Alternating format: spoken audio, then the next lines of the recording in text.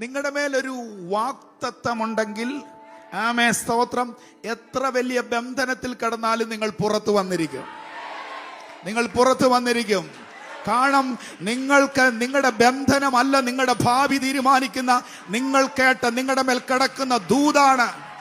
നിങ്ങളുടെ മേൽ കിടക്കുന്ന ദൂതാണ്. ഇന്ന് പകൽക്കാലം ദൈവത്തിന്റെ ആലോചന ചിലതിനെ പുറത്തെടുക്കാൻ പോവാ. അത് സൈന്യത്താലല്ല, ശക്തിയാലല്ല, ദൈവത്തിന്റെ ആത്മാവിന ചിലത് പുറത്തു വരാൻ പോവാ. ശക്തിയോടെ ചിലത് പുറത്തു വരാൻ പോവാ. കടഭാരത്തിനകത്തുനിന്ന് പുറത്തു വരാൻ പോവാ. രോഗത്തിനകത്തുനിന്ന് പുറത്തു വരാൻ പോവാ. പ്രശ്നത്തിനകത്തുനിന്ന് പുറത്തു വരാൻ പോവാ. നിന്റെ അകത്തുള്ള നിയോഗം ഇന്ന് പകൽക്കാല ശക്തിയോടെ വെളിയിൽ വരാൻ പോവാ. ഒരിക്കൽ സക്കറിയാവ് ഇങ്ങനെ, ആമേൻ സ്തോത്രം, സക്കറിയാവ് ഇങ്ങനെ ഒരു പ്രവചനം പറഞ്ഞു: സിയോൻ പുത്രി, നിന്റെ രാജാവ് കഴുതക്കുട്ടിയുടെ മേൽ വരും.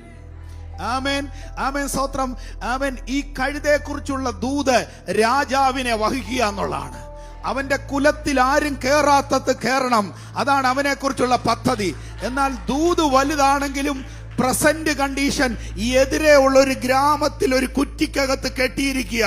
എന്നാൽ ആമേൻ സ്തോത്രം, സമയമായപ്പോൾ ആമേൻ സ്തോത്രം, യേശു പറഞ്ഞു അതിനെ അഴിച്ചോണ്ട് വരിക.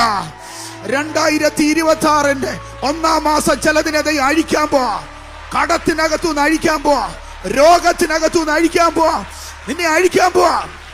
നിന്നെ അഴിക്കാൻ പോവാ. ഈ രഹസ്യ നിന്റെ മേൽ കിടക്കുന്ന ദൈവത്തിന്റെ ശബ്ദം നിന്നെ പുറത്തെടുക്കാൻ പോവാ.